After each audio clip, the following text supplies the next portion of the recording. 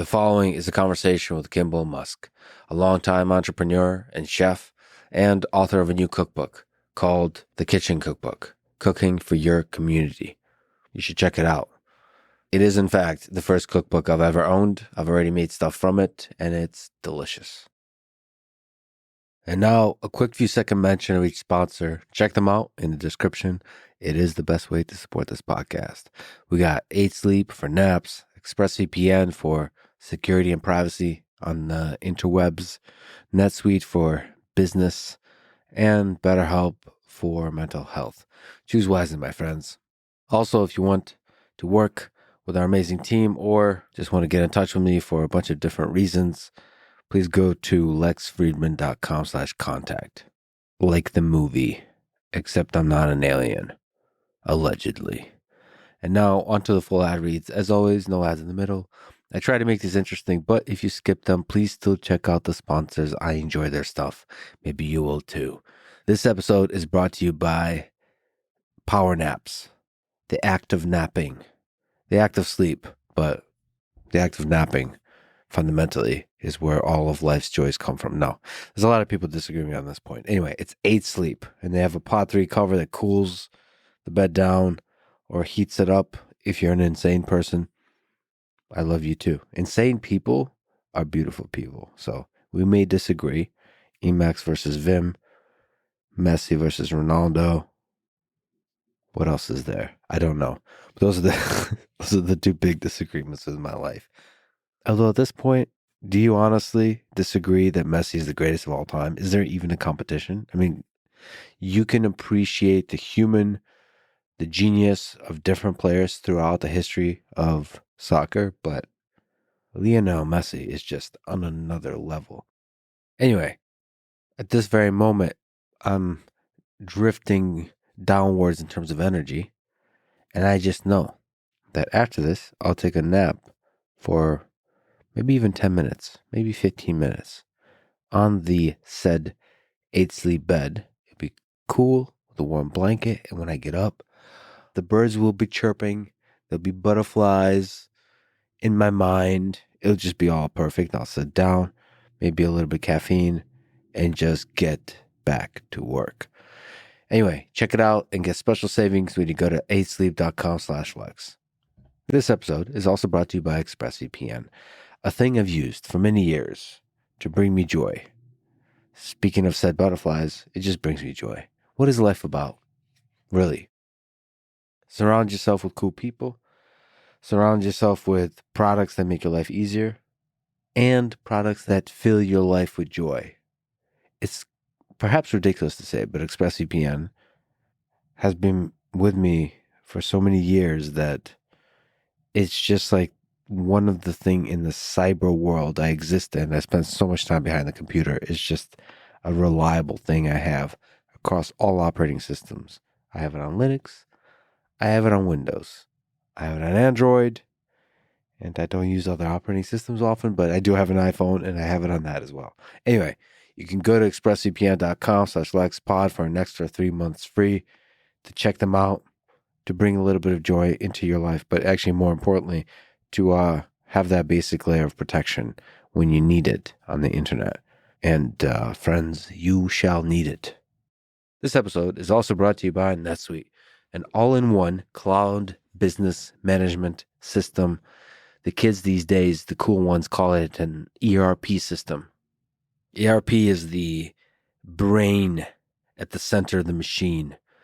A company is a machine that runs the machine, and that at the meta level, the capitalist system is a machine of machines. So there's a lot of machines in there.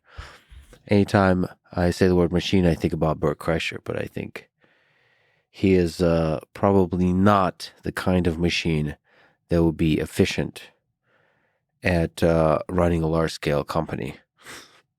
So he's a different kind of machine. He is indeed a machine, but a different kind.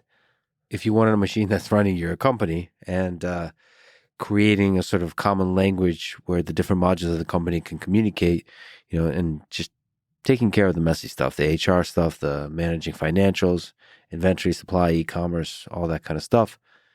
NetSuite is something you should check out.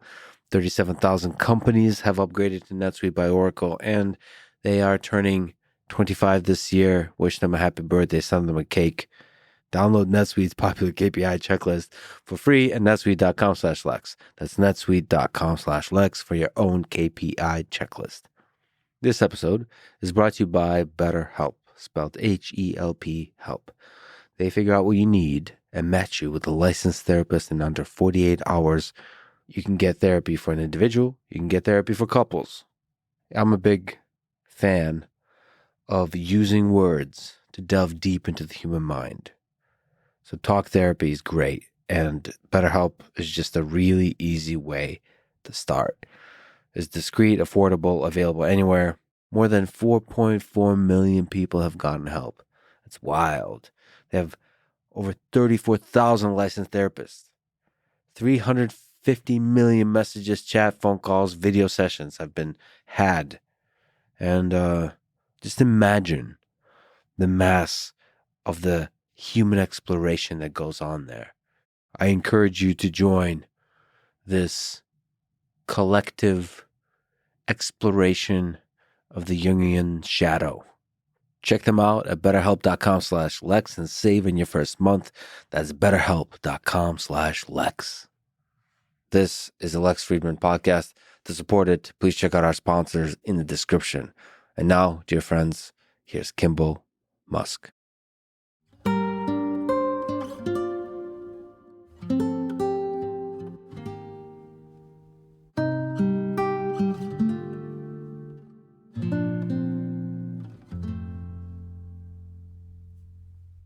Growing up in South Africa, you said it was a violent place. What are some formative moments that you remember from that time?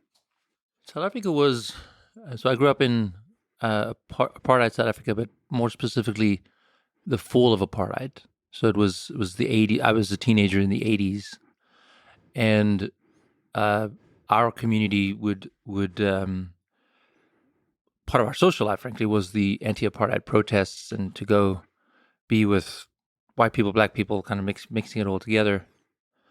The most formative experience is, frankly, how much I appreciate a place like America where we have a value for human life. So there was a country where human life was not valued. It's a weird thing to come from that to here where we take it so seriously if someone dies in a war or something like that. And we just didn't take it seriously in South Africa. People died. Or people were killed. I saw someone killed in front of me I was getting off a train, and it's a very violent train, known for violence. We were stupid kids. We didn't really listen to our parents. We went on this train, and the doors opened, and I had people trying to get off the train. And in front of me, two black people, one black guy just stabbed this knife in the side of this other black guy's head. And you're like, what the fuck? And you just, I got to get off the train. How old were you at this time? Probably 16 or 17. And I got to get off the train, and everyone is trying to get me to get off because, they're all behind me. So I step off and I step into the pool of blood, 1 foot, and then I just walk for about 100 paces while the stickiness of the blood just kind of, from my sneakers, just on 1 foot, just like leaves a footprint behind me. And you just walk on. You just walk on. Did the others go to the walk concert on as well? Everyone walked on. That's an interesting point you make. Underlying the violence is a kind of philosophy that human life is disposable. The individual life is disposable. I mean, that underlies many ideologies. I grew up in the Soviet Union. The value of human life was lower there than in the United States. The value of the individual in the United States is really high. Yeah. There's probably an index you can put together, like yeah, right, exactly. Per nation. That's a really interesting way to put it, because violence is much easier on a mass scale. Causing suffering on a mass scale is much easier when you don't value the human life. I've heard this before, which I think I agree with, is when someone is killed, someone's taken from our lives, the vacuum that it creates, the social vacuum, is extraordinarily painful, and it truly is true. I mean, if someone in my community passes away, it's very, very sad for me. And when you go to a place where grow up in a place where that human life is not valued, there's something about there's a little bit less of the social vacuum created because everyone is kind of expecting everyone to potentially be taken out at any moment. But then there's also a beauty to it because there's a much more of a celebratory element. When my cousin Russ and I, we're stupid kids, we shouldn't be doing this, but we'd go into the townships where a lot of the violence would be happening, and we really didn't see most of the violence there. It was in these more protests and so forth. But there's a joy that also comes from lower value of human life. There's a real joy. Like everyone is like, well, I mean, it's beautiful. We have dinner with black friends, friends with their family, and we were still pretty young, and there was just a real joy to it. When you accept mortality, yeah, you can really enjoy life. You can really enjoy life. I mean, I think there's actually that's quite a nice insight. I've never really put it that way, but I think that's right. Actually, I think you just chill out a bit, take things a little less seriously, because life does end for everybody. It does, right? And if you just head on accept that fact, yeah, you can just enjoy every single moment and let go of this attachment and just enjoy the moment. I do love that we all live longer and so forth, but we should live longer with the goal of joy and the goal of happiness and peace, not some form of misery that you choose to attach yourself to. Maximize joy. Maximize joy, that's right. There's a story that Walter Isaacson writes about where Elon got beat up pretty bad, and you were there. And then you also had to watch your dad yell at Elon for an hour, calling him worthless, all those kinds of things. You said it was the worst memory of your life. What do you make of such cruelty? What do you remember from that time? I mean, it was horrible. I think, coming back to the point of low value of human life, they tried to kill him. It wasn't, there was no holding back. So I just watched someone, it wasn't just one, but there was a main person, and then there was a few others that piled in. They just, they tried to kill him in front of me. And we were eating sandwiches on a staircase at the school, outdoor staircase, and I just had to. They were not coming after me, and I just had to watch, and I couldn't help. It was one of the saddest, most difficult experiences. It's just awful. Just like that, life can end. Yeah, it could have been you. Yeah, I think. So I've had a life near death experience where I almost died. I was in 2010, and I think that, and I broke my neck, and I can go to that story in a moment. But this was different. This comes back to the low value of human life part, where if someone had killed my brother, if that person had beat him to death, which he was trying to do, life would have gone on. That's like an insane thought in an American, maybe in some tough neighborhoods, but for the most part, it's not a thing. Yeah, the brutality of that, the mundaneness of that brutality. Yeah. It makes you think of all the places in the world that's happening. Exactly. And all the beautiful people that just disappear. I always say to people who have an opinion about America that, this is a really bad country or whatever, and I say, look, please go try another country before you say that. Not to say that America can't get better, but please go try another country, because not having that perspective, or having a perspective that I don't know, they'll get a chip on their shoulder about the country that they're in. Okay, go try another country, and then come back and tell me. And pick any country. It doesn't have to be. It doesn't have to be some very violent country. You go pick any country, and you just realize that actually the world doesn't think the same way that America thinks, and you're going to just learn a perspective that I think gives you a better way to critique where we live in America. Yeah, it's humbling. You said that your dad was a roller coaster of affection and then verbal abuse. Walter Isaacson quotes Barack Obama, who said, "Someone once said that every man is trying to live up to his father's expectations or make up for his father's mistakes, and I suppose that may explain my particular malady." Is part of that ring true for you? What I thought you were going to say was, I thought you were going to end the sentence with "live up to my father's expectations." Mm-hmm. That's what most people say. But then you said the second part, which is make up for his mistakes. Mm-hmm. And I think that's actually, that one rings true for me. He was really, he's still alive, but I'm not connected to him, but he's very, he taught me, the phrase I used to have was, he taught me what not to do.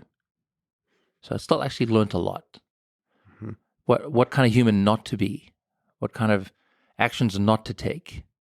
And so that kind of closer to living up to his mistakes, but my father's such a train wreck that it's not really mistakes. It's like intentional actions of what not to do. Okay, don't do that. But there's still the trauma of that. You know, it has an effect on the human psychology and can permeate through time. So it has probably complex, indirect effects on who you are, the good and the bad.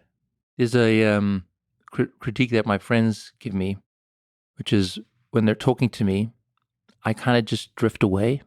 I just, I'm still looking at them, I'm still nodding, might even respond to them in their conversation, but I'm actually not there. Mm-hmm. And I've realized that actually that grew up because my father would just verbal abuse is one way to say it. It is abuse, but it's more just verbal diarrhea for you for hours, Mm-hmm. and constantly saying, "Do you understand?" Like he wants to make sure that I'm paying attention. So I trained myself to look like I'm paying attention, but I'm not. To disappear to some place, Disappear to some place. wherever that is. Yeah, and I do that less and less over time. But that path has been paved somewhere in your mind at childhood, so it could be easy to walk down it. You and Elon were close growing up. You're still close. What did you learn from each other? How did you complement each other? Yeah, I think we're a good complement. I'll talk for myself first. My strength is definitely on the social side. I love the gathering place, Mm-hmm. and I love putting people together in person, and I love to have vibrant debates and conversations. I've been doing that forever, and including throwing fun parties and stuff where I bring people together, and I really kind of want people to have fun and be vulnerable in a not just like silly partying, but actually like let's all connect. The definition for me of a good party is people laugh and cry. Mm-hmm. Like I want to have people have an emotional connection. I go to Burning Man every year, and there's no question you will cry at some point during Burning Man. No And small talk. no small talk. Oh, yeah, exactly. No small talk. Yeah. You're totally right on. Like most parties, not parties, but most events you go to are like clubs, these sort of nightclubs. Yeah. And I never go to those. And my joke is, why would I want to go to a place where I pay to shout small talk in the dark? That's a good line. That's what it feels like. The reason I enjoy those places is the full absurdity of exactly that. Right, it's totally absurd. What are we doing? What is this? What is this like? But I have so my compliment for my brother was just bringing joy and social connection, and he's an engineering genius. I've worked with him forever, and we do complement each other. You just came out with a cookbook, by the way.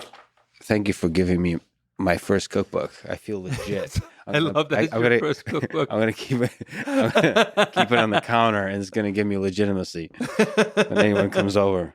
Hey, listen, I'm basically a chef now. That's right. Exactly. When did you first fall in love with cooking? I started cooking when I was 11 years old. My mom she's wonderful, but she's self-admittedly a bad cook. but at the time it was and I think anyone with kids goes through this. Your kids just want like something that like spaghetti bolognese or a burger or something. And my mom would do brown bread, plain yogurt, and boiled squash. Like the absolute most disgusting things that a child could imagine eating. And so I said, Yeah. "Can I cook?" And she said, "Yeah, if you want to cook, no problem." So I went to the grocery store, and back in those days, a butcher separate to the grocery store. And I went to the butcher, and I said, "What can I cook?" And he pulled out a chicken, and he said, "This is the easiest recipe for you. Just put it on a pan in an oven, a hot oven, because back then the ovens weren't necessarily like 400 degrees or 450 or whatever, and put it in a hot oven for 1 hour, and enjoy." That was it. And so I went home, and actually I also brought some French fries. I'll tell you that as well. So I was like, I'm a kid, of course. I want French fries. So the roast chicken was French fries, and the chicken came out, and it was just fantastic. It was Absolutely fantastic. That's incredible. By the way, Yeah. you didn't screw it up the first time. First of all, I think that also kicks off the magic. Yeah. Okay, like if you screw it up and you're like, oh, maybe this is not for me. Yeah. So for me, it really did kick it off. You started out on a high note. Yeah, right, exactly. But I could tell the French fry part, which was a disaster. So I cooked the French fries, but I didn't heat the oil first. So I just put the potatoes in the oil and I waited for it to heat up. And I just was throwing up later that night. Your body can't ingest that much because it sucks the oils in. Oh, and so that was a disaster. But at the time, it tasted good. The real magic, which I also found was wonderful, was when I cooked. My brother, my sister, my mom, all very, very busy, very intense people, would sit down and we would have a meal together. And I was like, wow, it's a very powerful thing that I've now got, where in no other way could I have that connection with my family. I mean, obviously we stay connected, we're very close, etc. But in no other way can we sit down and just talk about things, or talk about whatever's on our mind, or just not even talk, just to be in at the table together. And I've done that now through my whole life. My kids, still for my family, and we will do gratitudes at the beginning of our meal. And it's just, I think what kept me cooking, what made my love of cooking so great, was actually the fact that we would sit down together and be present with each other. And I'm also hard with that too. So I also get to be present. Mm-hmm. What is that about food that like brings people together, and not just together, but like really together, where you're like paying attention? Right. Like, what is that? What is it? Why is it food? Like, what else does that? Sometimes maybe alcohol can do that, which is a kind of food, I guess. Yeah, but I think alcohol is different because you usually standing when you're doing alcohol, so you're socializing, but it's kind of you're just going to stay more in the small talk zone. Yeah. Right. Whereas if you sit down, and I see this in my restaurant in the kitchen in Boulder, where we have every viewpoint, or we go to Denver, every viewpoint. When we're in Chicago, every viewpoint, and the physical presence of someone being right there is, people are they're just very different, absolutely different to what they are online.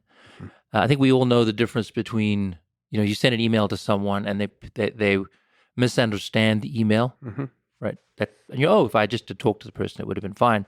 Well, this is now happening at scale, with all of these what do you call it, trolling or whatever. And I've sat at the bar, and I've had a hardcore Trump supporter, and I'm just curious, just like, so tell me what. I'm not a Trump supporter, but like, tell me more.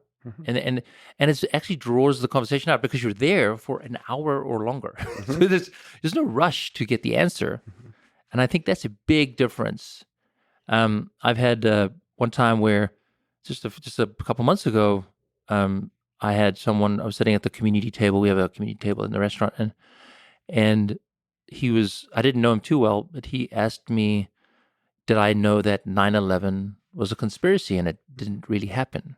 It didn't happen. Yeah. And I was like, "Huh." So I was at 9/11. I watched Towers Fall. I was there, physically there. So it's like, no, Allegedly. there's no doubt in my mind. Okay. But I didn't want to, but I didn't want to interrupt his what he had to say. So I let him talk for 5 minutes, 6 minutes, 7 minutes. And again, you're there for a while, so you're not in a rush to jump in and argue. And then I shared that I was there. And I think because I had been willing to listen to him, he was willing to listen to me. And I don't know if he changed his mind. He certainly doesn't change my mind, but it was actually a pretty cool conversation to kind of get into each other's mind. Well, I think you connect on a different level, not on the level of like the conspiracy, but on the level of basic humanity. Yes. Like that's what you really connect on.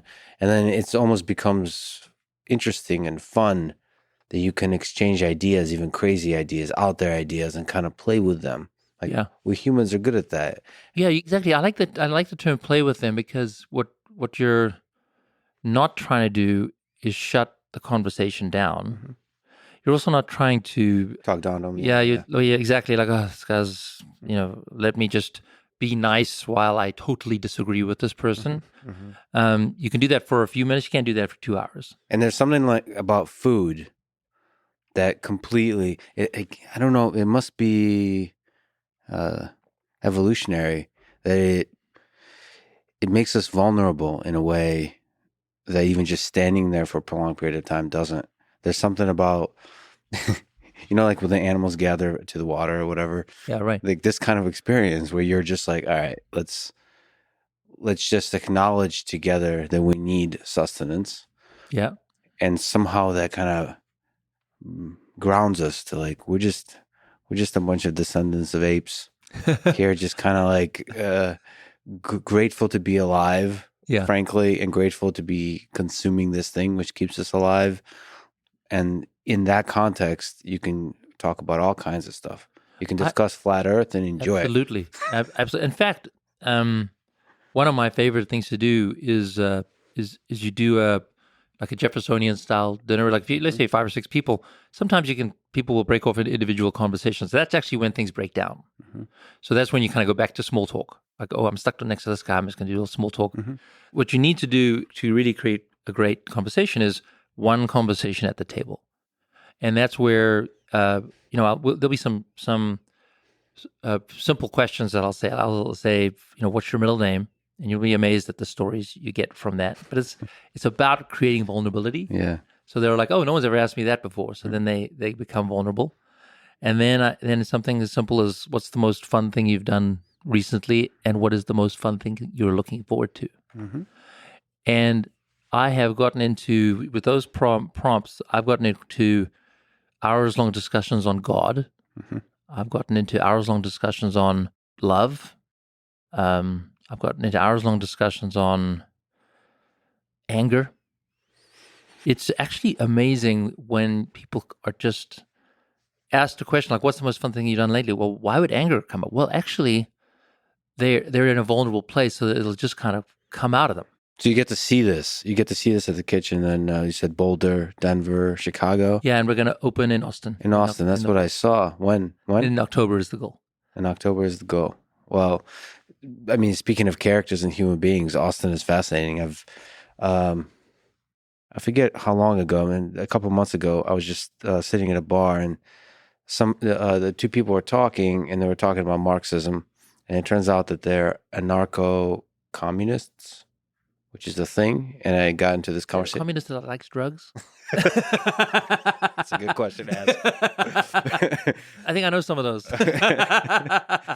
Anyway, they were beautiful people. I think they're local from Austin. I don't know the depth of their personal experience of the different kinds of communist-like systems, but it was fascinating to listen to and then get to know them, and the humanity, the weirdness, like the characters. It's just, I love it. One of the reasons I really love Austin, I decided to be here, is just the cliche thing of keep Austin weird. I mean, there's a lot of weird characters. I love it. I think that I've talked to a lot of Austinites who've been here forever, and I'm like, man, you got to hold us accountable. We got to keep this place weird. 100%. Which makes the restaurant seem great because you have all these characters come in. Yeah. It's great. So I look forward to that. But you were saying like you get to see humans in real life interact. That's Yeah. one of the beautiful things Yeah. over food. In the book you write, Picasso once said, "The meaning of life is to find your gift. The purpose of life is to give it away." Then you wrote that you believe food is a gift we give ourselves 3 times a day. Can you explain that? The gift Yeah, it's nature of it. actually I think it's one of my most powerful life lessons is we have to eat. So it's not like you have a choice. You have to eat. And so what I choose to do is I choose to make it a gift to myself for each meal. And most of the time, the best gift is with friends, with family. So we'll have to cook some scrambled eggs in the morning with my daughter, or we'll have dinner with our family. To me, it's a gift we give ourselves 3 times a day, at least, but for the most part, 3 times a day. Let's make it a good one.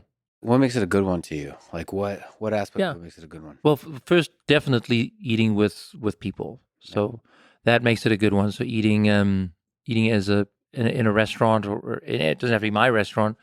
Where you have the energy of people around you, energy of the town, people you don't know, creates a little bit of a vibe.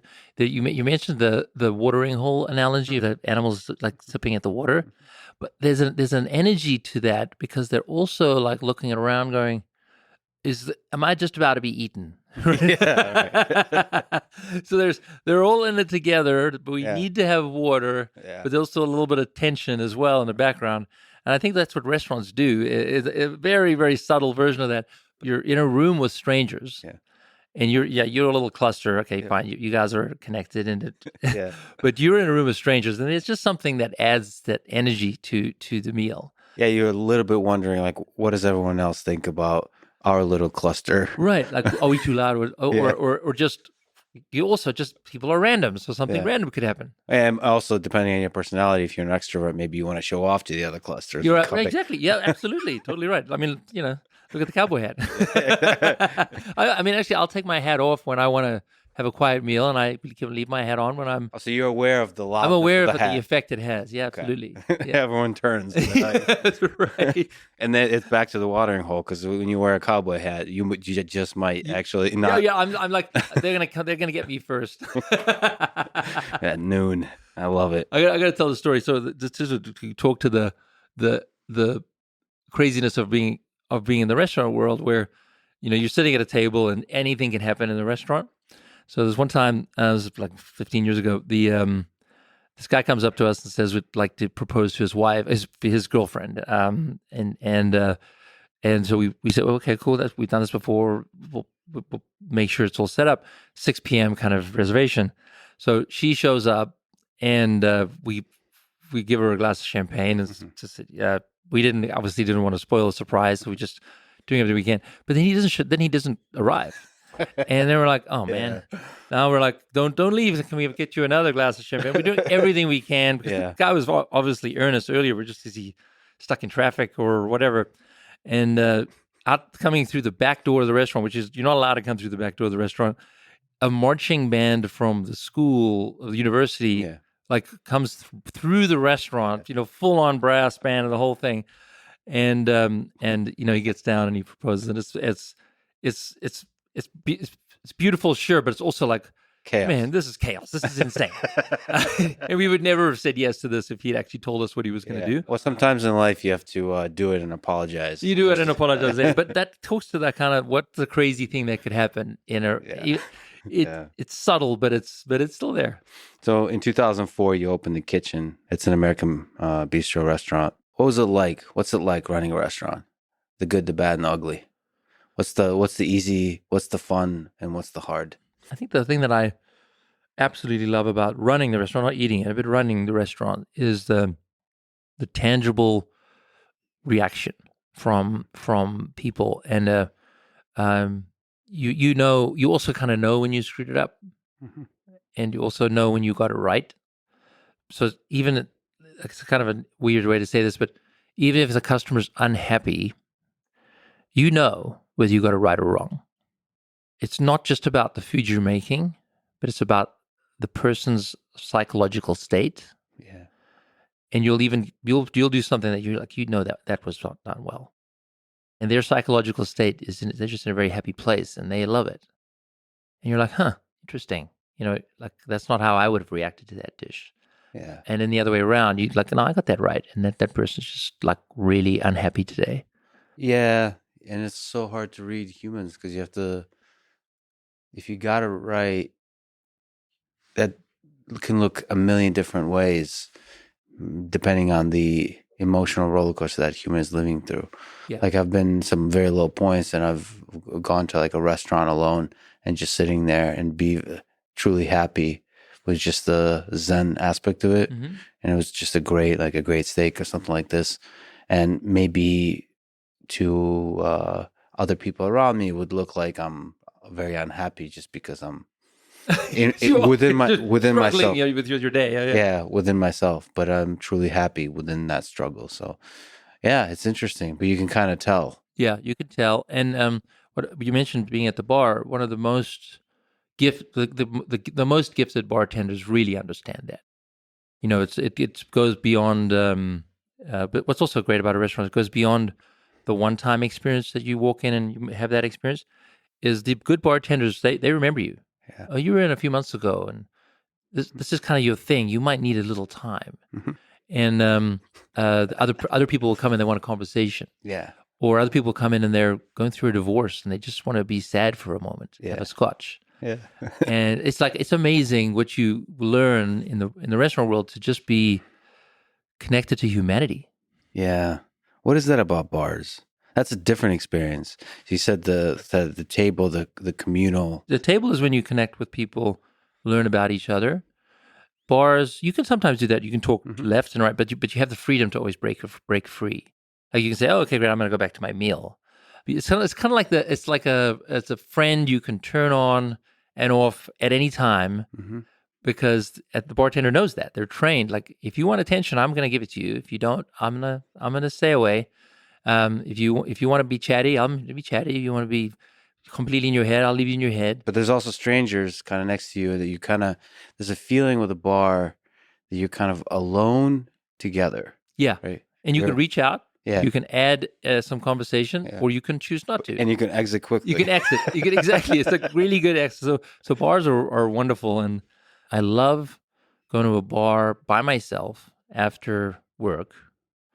I might have a scotch, might even not even have alcohol, just have something, and I just and I'll maybe have a snack or something before dinner, because I'm gonna go home and have dinner with the family. And that 20 minutes, it's just an amazing state change from daytime to nighttime. Whereas if I went straight home, I'm like still in my head, and I'm just trying to get grounded, and I'm not as pleasant of a person. So that's another powerful use of a bar. It's just like a transition time. But I mean, it would be remiss not to mention the other use of the bar, which is like when you're going through some shit in life and you just go.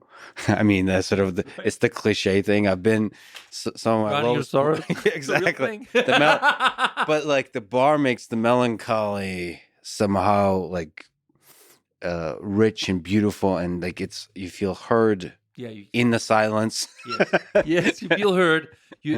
Like I said earlier, like the people going through a divorce, they don't know where else to go. Yeah.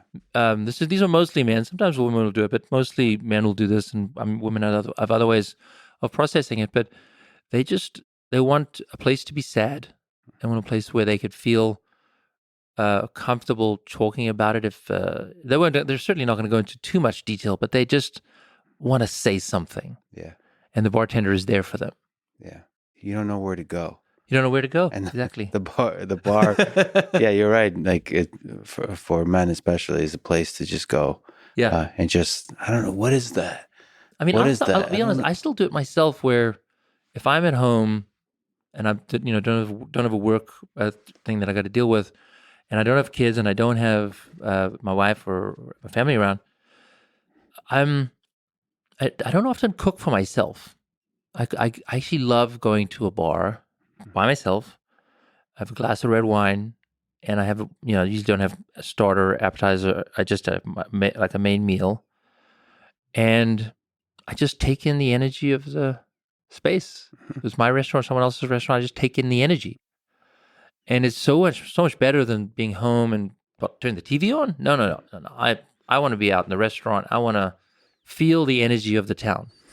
The other thing that restaurants teach me is they're the front lines of the economy, or what's the better word for it? It's like the front lines of the energy of how things are going. Or like of a people's in general, like it doesn't necessarily mean this part of town, but it could be the entire society. Yeah, exactly. So you can go into a restaurant, and I'll use a simple example. And why is the restaurant empty? There's a football game going on, and there's such a large number of people want to watch that game that the restaurant is quiet. Or it might be like another like World Series or something. And you're like, wow, that's so interesting. You can actually watch, in America, of course, American humanity, you can watch them move in their patterns just by being in the restaurant. Yeah. And then another time you might be in a restaurant and it's just jamming, and it's a Monday night, and you're like, what is the energy that created this on a Monday night, and maybe even on a cold February Monday night? What is it? And sometimes you can't find out, but you can feel it. And it's my front lines of humanity that I also just really love about the restaurants. Yeah, it could be empty, it could be full. Empty bars, there's a magic to those too. Yeah. You could still feel that energy. I don't know. I actually prefer empty bars than full ones. It's just you and the bartender. I mean, some of my greatest experience is just the quiet bar with just me and the bartender, and they're doing their thing. And I've seen so many, I've almost like through osmosis somehow feel the stories that bartender has seen, has felt, has heard, yeah, and all that kind of stuff. I mean, that it's not to be sort of like spiritual about it, but it seems like it's in the walls or something. Like there's the history is felt. And then some of these bars are actually very old, and it's wonderful. Like there are many in Europe like this, but there's a couple in New York City, a few hundred years old, and and they're still operating nonstop for that long, and man, you feel it. Yeah. Let me ask you some questions about ingredients. What's your favorite ingredient to cook with? For me, cooking is an art, right? So it'd be like asking me what's my favorite paint color to use. It's not that it isn't like there isn't one. It's more like when there is one, it really is one. Like there's peaches on the cover of this cookbook. Those peaches, those were in August, Colorado peaches. It just doesn't get any better than that. On that day, at that moment, that was the best. That was the best, but that only lasts for a week. Yeah. And then they don't taste so great. Yeah. But damn, are they so good in that moment, and you just can't stop wanting to use that ingredient. They look really good. They're so good. What's your favorite fruit? I love veggies and fruit. What's your favorite fruit? I love a smoothie bowl, so I do sort of berries, raspberries, but I use fruit more in the form of a smoothie bowl than I eat fruit that often. I like an apple or a banana, but for most part, I prefer like the blended. Not me. I love the way you casually said it, like an apple. For me, a good apple is pretty great. For me, it's a problem, I think. Probably cherries number one. Probably, what are they called? Granny Smith apples number two. Oh, yeah, those are great. But try it when sometime come to Colorado in August, and when you try those peaches, it is like heaven has arrived in your mouth. It is so ridiculously good. But just for a week in August. Just for a week. You can't have it all year long. Okay. What about veggies? You wrote that Chef Hugo that you worked with, the co-founder the kitchen with, taught you the power of a good vegetable. Yeah. What's the power of a good vegetable? So I've trained in New York, right, as a French chef, but it wasn't very much ingredients focused. It wasn't very much sourcing focused. He came from the River Cafe in London, which was one of the OGs of the farm to table, and still going strong today. And he taught me the value of getting to know farmers and getting to know vegetables from that farm versus vegetables from that farm. And they're actually different. The soil's a little different. The way they grow it, a little different. It's the opposite of the industrial machine where everything needs to look exactly the same. And sometimes you'll get carrots that are kind of ugly and deformed, but they're much sweeter than the carrots you'd get for other purposes. So you'd make a carrot puree out of that, and then you take carrots that are more typical in shape and size. You might roast them for dinner. So it's the appreciation for vegetables in general. I probably would say carrots is my favorite, just because that was an example of one where I've really had to learn how to use the different types of carrots that come from all of our farms, and it's fun. It's a fun ingredient. If you just went to the Whole Foods or just went to a grocery store and you just got exactly the same carrot every time, less fun. Mm-hmm. But go to a farmer's market and see what you get, and you'll see they're quite different. Yeah, carrot for me is probably number one. I have rigorous, detailed rankings for fruit and veggies. That's amazing. That we'll get into it. No, I'm just kidding. Well, I am the kind of person that would have like a spreadsheet for that. That's really great. But I'm mostly just making fun of myself. But I do love carrots. I wish they weren't so full of carbs, but Yeah, I'm just not anti-carbs. I think anti-carb. Yeah. Yeah, I think they play a role. Yeah, I have a great friend who's an amazing doctor, and he did some tests for me and everything, and it turns out I have a gluten allergy. And I was like, okay, so what that means is I shouldn't eat gluten. It's like, yeah. It's like, okay, but I also have hay fever, and that means I should not go out into nature. Mm-hmm. So it's like, nah, I think I'm going to go out into nature, and maybe what I'll do on bread and pasta is, or like the true carbs, I'll just have it when it's really good, Mm-hmm. because when it's really good, and you don't want to miss that. Most of the time, okay, fine, there's some crummy bread, whatever. Like I can skip that part, but I find all of these diets are like no, none of this, or super this, super that. I wonder if they're just like a people are just looking for something to hang on to. But these diets have been around forever, and if they work, then we would know that. Yeah, I think one of the biggest problems with diets is it adds stress when you do have that perfect bowl of pasta. If you have categorized yourself as a low carb eating person, you might be very stressed about enjoying this thing when you should just let go. Let go. This is your cheat day or whatever. Yeah. And I've heard that. And actually, I have friends who do that, their cheat day. And I say to them, I'm only going to hang out with you on your cheat day, because that's when you're actually fun. Yeah, I mean, I would say, like, for me, there's things that make me feel really good, but they're not rules. They're not, they're like go-to favorites. Speaking like in terms of diet and so on. For example, I've mostly been eating once a day. Oh, wow. For the longest time, but that's not a rule. Okay. Like it's completely flexible, and I've mostly been eating very low carb. Yeah, but you must be eating a lot of food in that one meal. Yeah, it's not, because it's usually a very sort of meat heavy. It's not like portions are not that big. But so your body needs food. Yeah, body needs food. So you're talking about like 2,000 calories. What you find out is like that dinner is like the most social time of the day. Yeah. I mean, I have kids in the morning, so if you have kids, it's for sure a morning experience. But if you don't, then you're right. Yeah. But like you said, I deviate.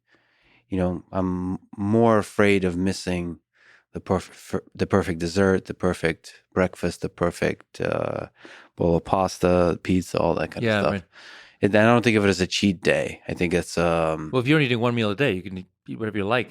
But like I want to make clear that it's not one meal a day always, and I'm like this very strict thing. Right. It's you always have to be open to the experience, to the new experience. Yeah. Otherwise, you do miss out. Just like you said, hay fever. Like I think if you want to be really safe, you should never leave your home. Yes, just wrap. We learned during COVID, if you wrap yourself in cotton wool in your basement, yes, you're not going to die from COVID. You might die from a lot of other things of just pure misery. Yeah. You might live forever. Right? We don't know. But it certainly doesn't maximize the joy of whatever makes life worth living. It doesn't maximize that. Yeah, exactly. You wrote in the book that Anthony Bourdain was one of your heroes. Can you speak to what inspired you about him? Yeah, he wrote a book called Kitchen Confidential in the 90s. I was in cooking school at the time. It was he romanticized the cooking in the restaurant so well. His writing is great. He kind of got me into like, oh, that's cool. I want to do that. It was cool. So I, got into cooking school, got more engaged in it, and I was like had this FOMO feeling of I wanted to experience what it's like to be in the back of house. When you're cooking school, you're in the back of house. They had a restaurant, we would serve people, but it's not the same thing as actually being in a real restaurant. It's like you're in a submarine with your teammates, and you got to win tonight. Mm-hmm. Like it's a real energy. And so that was a big inspiration. I followed him over. It was so sad that he chose to end his life. But I also had met with him a few times, not like one-on-one over dinner or anything, but just like met with him, and I just felt his love for food, and truly just love for food. He gave the advice of don't be afraid, get excited, and cook with love. Yeah. I've used that phrase, especially the cook with love one. I mean, one of the things about, we talked about this earlier, where you get quick, tangible feedback from a customer when you're in the restaurant. I know when I didn't put love into that dish. I know when one of my line cooks did not put love into that part of the dish. I know when that export person did not put love into, double checking the dish before putting it on the table. You just know. And cook with love is when you do it for your family. Oh, actually, especially when you do it for your family, the food doesn't have to be perfect, but you're cooking with love.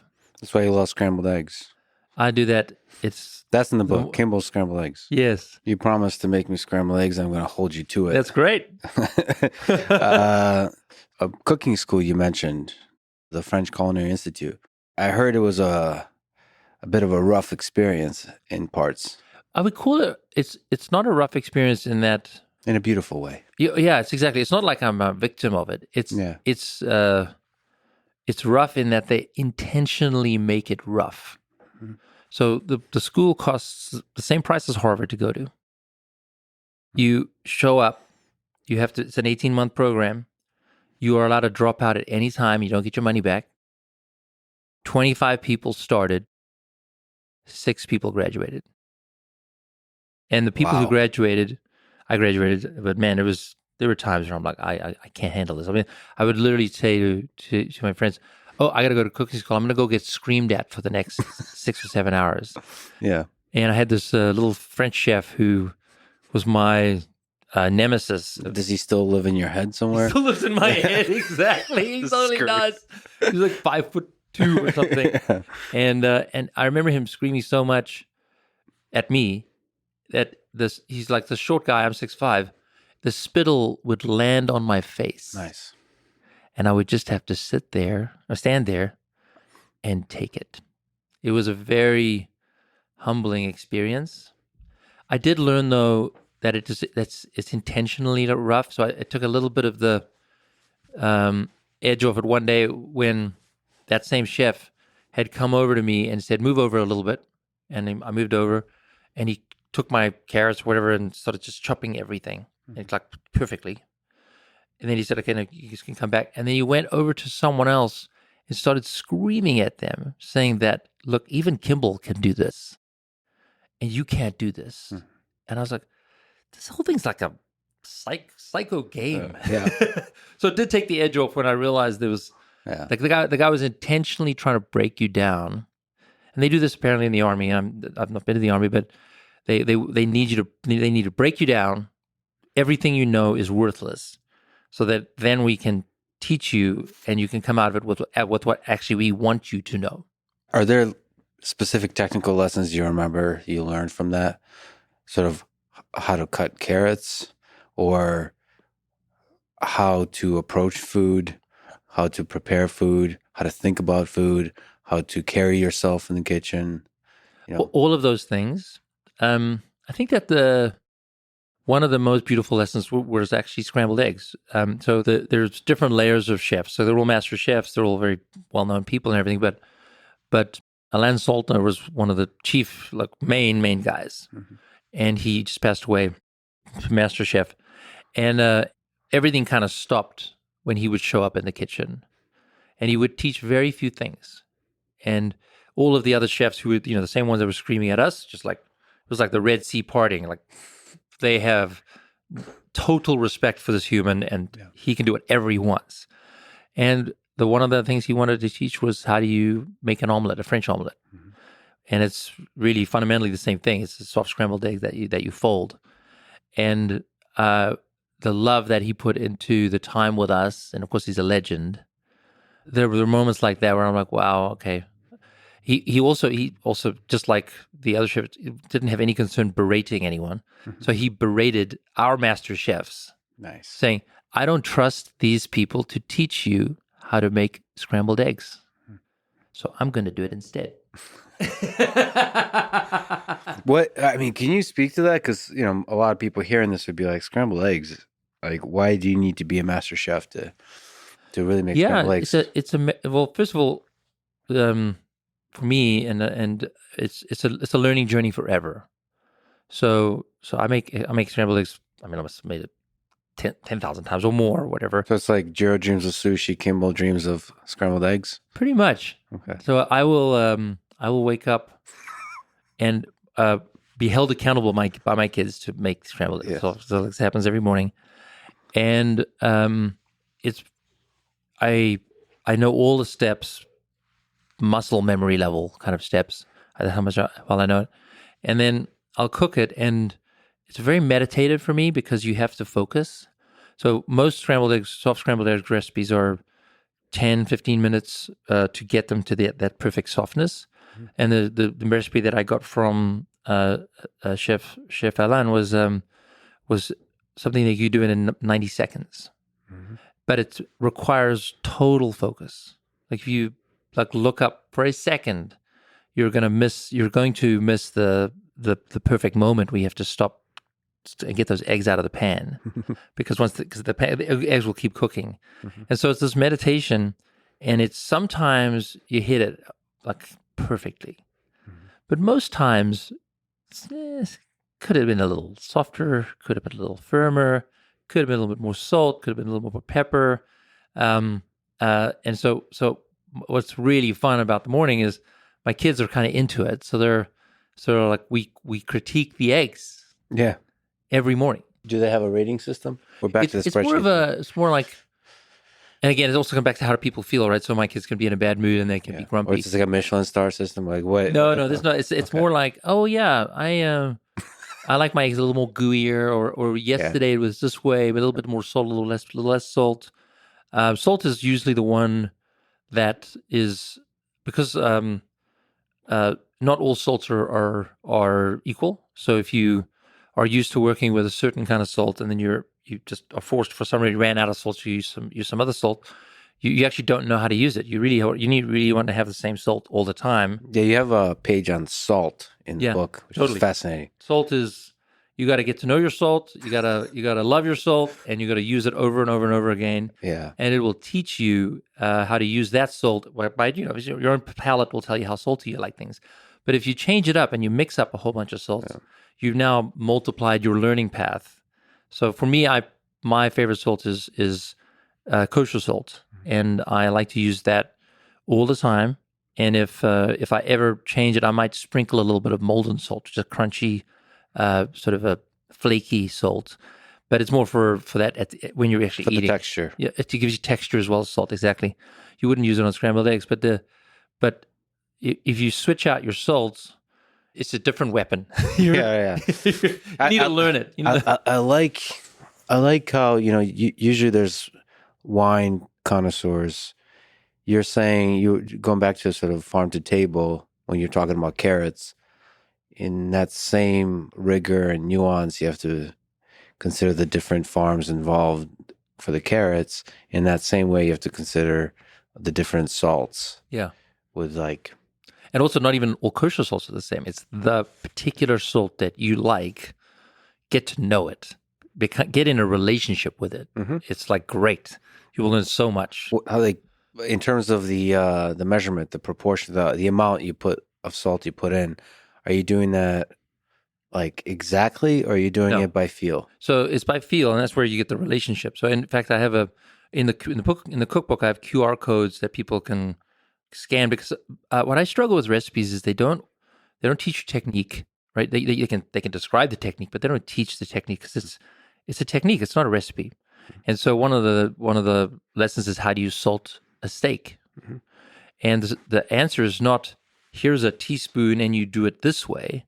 The answer is use kosher salt so you can see with your eyes, because they're little flakes, how much salt is on your steak, and then taste it and cook it, and then taste it.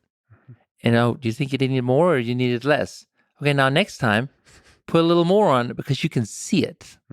And it's about learning the fact that you want to be able to see how much salt is on the steak so that you can then train yourself for the future of how much salt you want on your steak. Yeah, but then the steak and the salt kind of dance together. It depends on where the steak came from. That's that true. kind of That's stuff. true. And all the thickness of the steak, Yeah. that'll make a difference. But for the most part, if you learn, if you're able to see it, versus table salt, for example, just disappears. You just can't see what you're putting on your steak. You can't really learn as a result. I think you talk about roast chickens where your love of food began. Well, what about steak? I love a good steak. It's so great. So in the French school, you add sauces and all this kind of stuff. And in Boulders, when you realize like there's a beauty to the basic Simplicity. ingredient. Yeah, like a good New York strip from a good rancher. There's a lot of discussion, controversy on how cattle should be raised, and we have a very different approach, which is we know how our cattle are raised. We go to the farm, we get to know the rancher. Sometimes you do want to have them be finished on, like they'll be grass fed for the most part, but then there's some sort of cool recipe of food you're giving them that will then make them taste better. And sometimes it is actually pretty good to have 100% grass fed. I've had some amazing ranchers that show me that the flavor is all there. For the average person that might go to Whole Foods or a grocery store, I think the simplicity of a good steak, it is important to get good sourcing, but also it's just good. What's your favorite cut of meat? It's New York strip, probably New York strip for me. Yeah, New York strip. Yeah. I like the fact that it's lean, but if you want the fat, you can dive into that little strip of fat, or you can leave it alone because you don't want it that night. And it's also a great steak for adding something. Like if you want to, you could either do a pepper sauce, or you could do a lot of ground pepper, which gives it a peppery kind of. It's not sauce, but it's a peppery steak. It's a really good steak for like a canvas for other things. But the basic ingredients you're playing with is salt and pepper. Yeah, and it's just pretty much. Steak. Actually, I will say there's another one, garlic.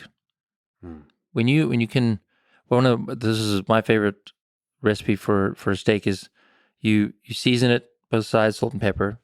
You saute it in a little olive oil, barely anything, and you're getting a nice crisp, like a dark golden brown on both sides. The other trick with cooking a steak is don't touch it. Just put one side. When you're ready to turn it around. Don't touch it any other time. But at the end, you take a dab of butter and you crush a clove of garlic. You don't even chop it; you just crush the clove, and you put the two of them in the pan, and you just roll the steak around in the garlic butter. I think that's the one. Bold move, Kimbal. Bold move. What do you, since you're in Austin quite a bit, opening a restaurant here, what do you think about barbecue? It's kind of the Texas way. Well, I would say there's an Austin way, which is and actually even Austin would say there's a suburb of Austin way. Like Yes. I think that actually the adventure of food is wonderful. I would absolutely say that Austin is one of the great food cities of America, and barbecue is one of its gifts that it gives the city. But you go to one and the other, and you'll have a different approach, and that's the part I love, is where there's a real celebration of the artisan. So you might go to one, and they have a style that they love, and they've been doing it for years. And then you'll go to another, and they have a style that they love, and they've been doing it for years. And it's not, they're still barbecue, but they're actually different, and it's really beautiful to see that. And that's I think that's what food culture is. Like, it just builds up over time by people who love this style of cooking. Well, I especially love the communal, like how they structure restaurants usually, or I don't even want to call it a restaurant because it doesn't feel like a restaurant. It feels like a tavern or some sort. Like Terry Black's is like Yeah. that. It's like, Yeah, they also have like paper towels. yeah, Get as messy as you like, yeah, and it's a whole roll of paper towels. They don't just give you a napkin. They know what you're getting into. yeah. And there's just wood everywhere, and it's kind of has this feel like this place has been around forever. It's not changing. I know it's the 21st century with the internet and all this kind of Yeah.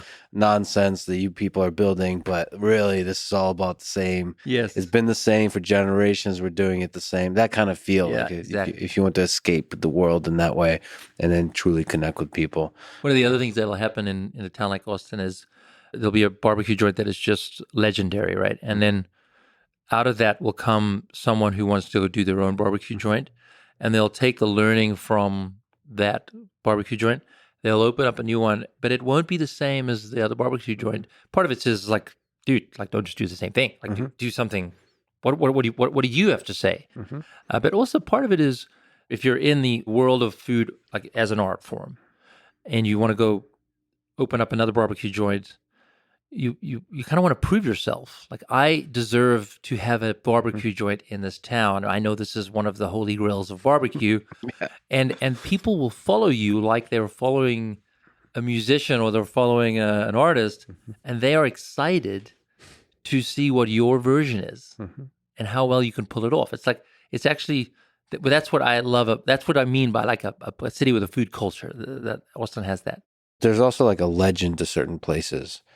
Certain places are more than just the food they create. It's like that could be a burden. You have to like live up to the legendary nature of the name. Our restaurant in Boulder, the kitchen, is 20 years old.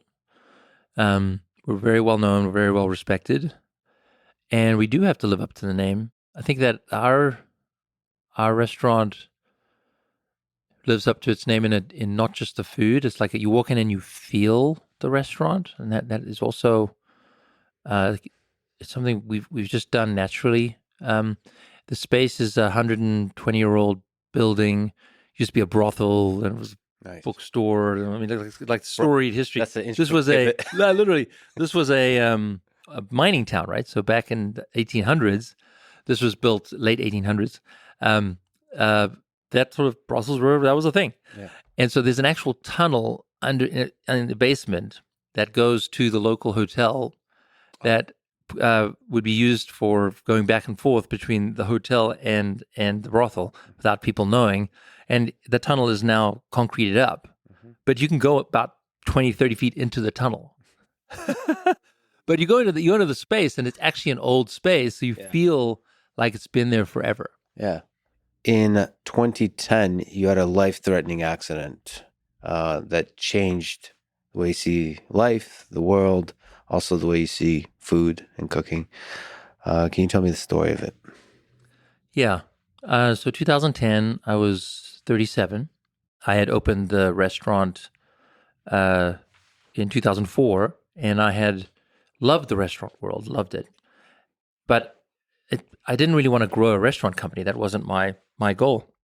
And so I went back into technology, and I had gone from something that I love to something that I like.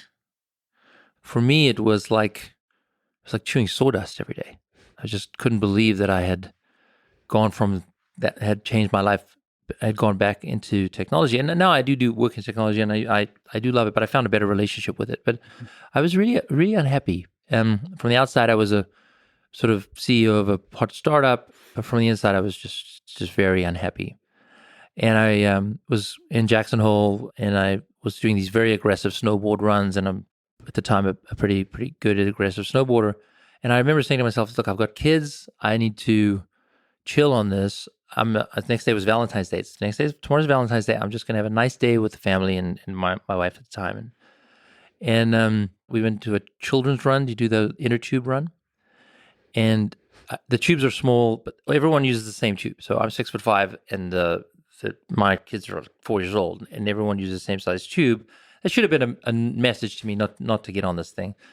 But I went and got on it, and on the first run, and I went down, and you're going super fast, 35 miles an hour, and the tube hit the braking mats, and it stopped. The little tube just stopped where it was. It just threw me. My head was facing downhill, so that's created the wrong center of gravity. So instead of braking, it just threw me. I landed on my head. My head went into my chest, like compression into my chest, like down like that. I ruptured my spine at C6 and C7. And in like the blink of a second, I was paralyzed. I was like what? Just like impossible to comprehend. And they take me, they put this big thing on my like halo on my head, and they take me to the hospital, which was more of a medical clinic. And I'm just like, what was going on here?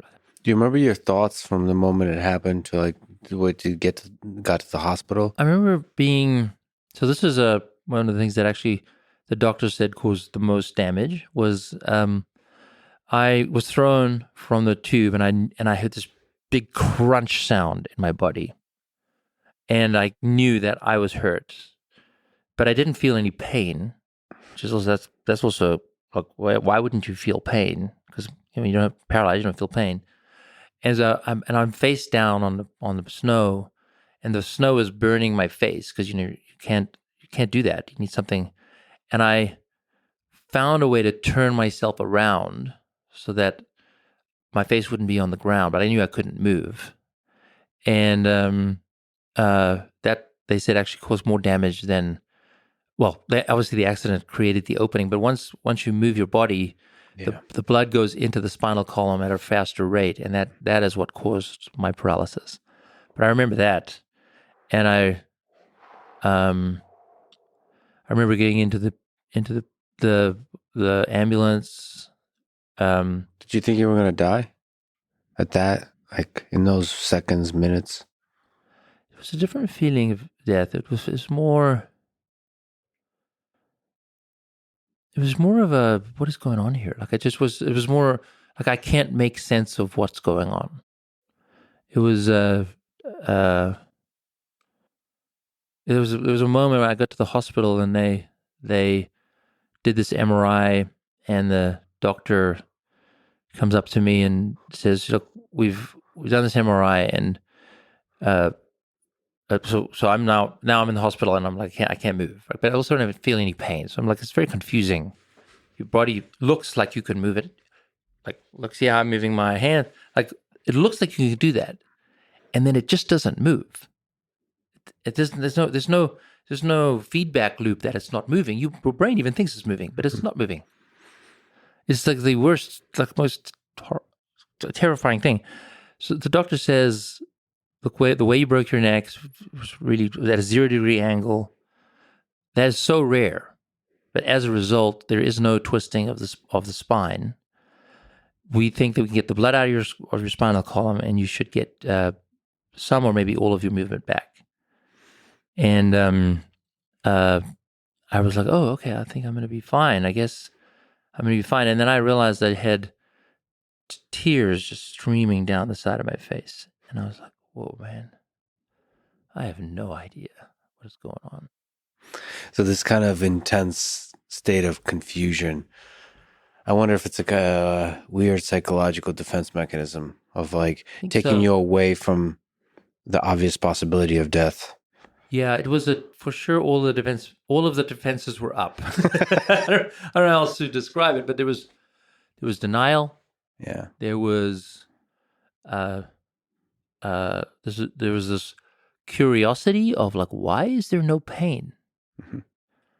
Like that when they did actually repair me and fix me, it was 3 days later. The pain was indescribable. How much pain I was in, but there was no pain for 3 days. The human body is fascinating, man. Wow. So they were able. Yeah, so they did the surgery, but I had this very clear voice in my head that I've kind of determined that it's God. I'm not religious, but I don't know how else to describe the voice. And this voice is very clear. You're going to work with kids and food. I'm like, okay, where did that come from? I'm like, tech CEO. I have a restaurant, and then we were working with some kids in schools with like some, helping a local nonprofit. And it's like, no, you're just going to work on kids and food. And my good friend Antonio and my brother were in the hospital, and I was like, I'm going to work on kids and food.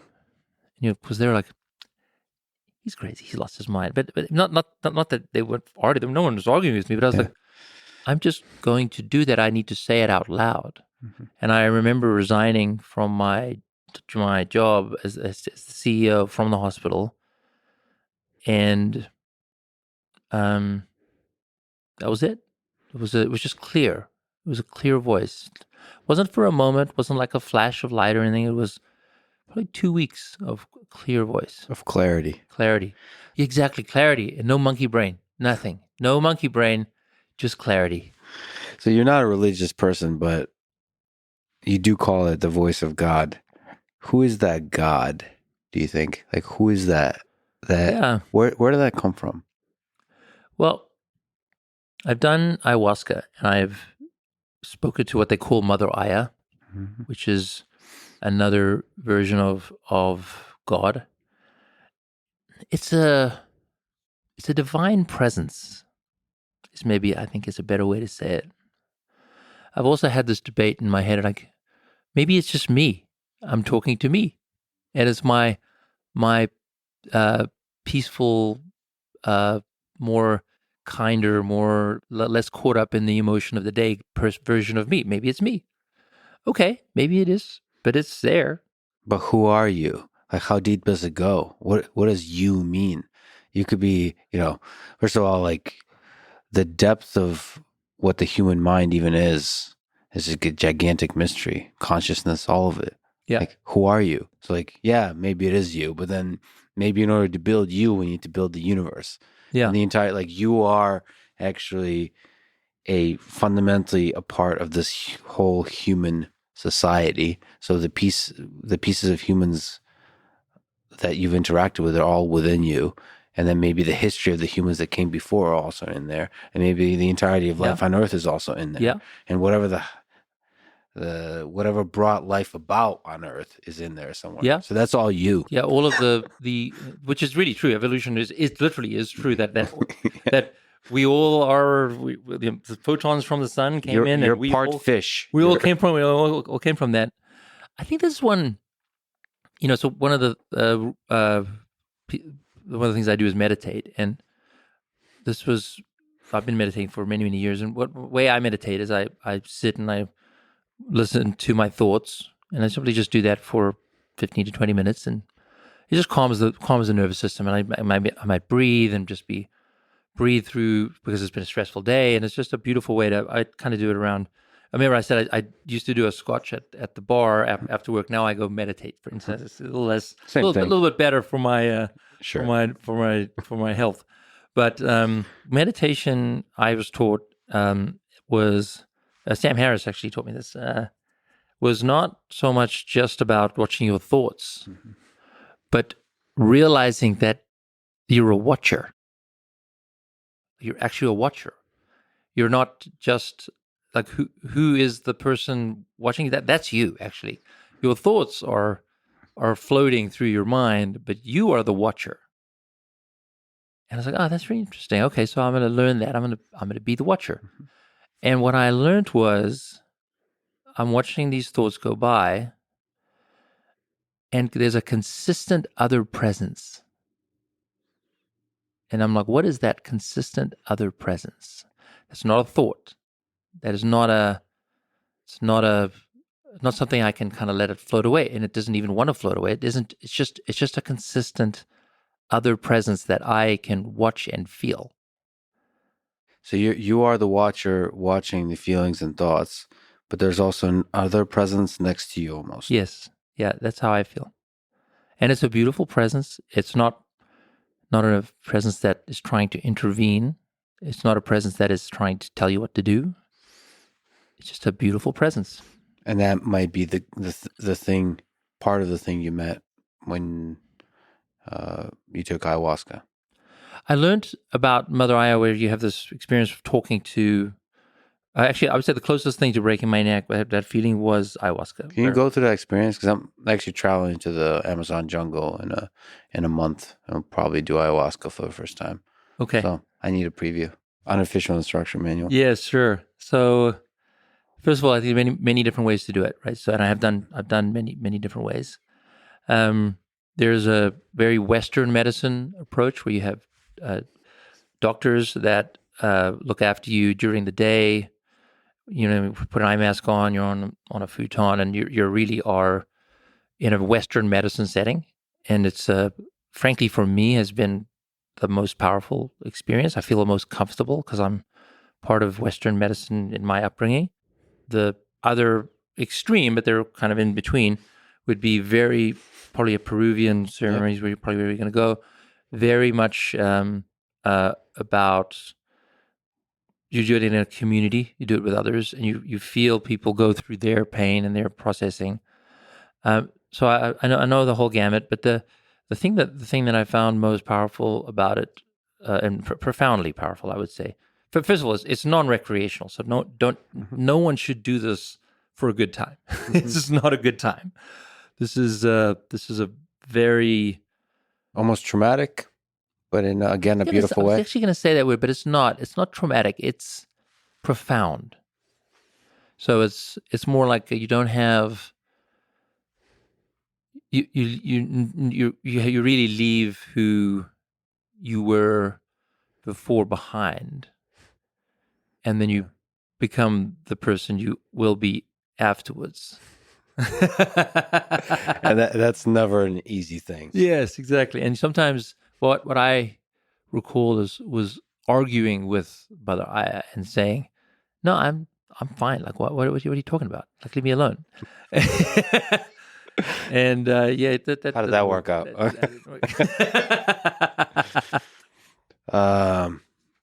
But before 2010, the accident and the two transformational experiences you had, you were a very successful tech CEO. Maybe go back to the early days with Zip2. In 1994, you and Elon started Zip2.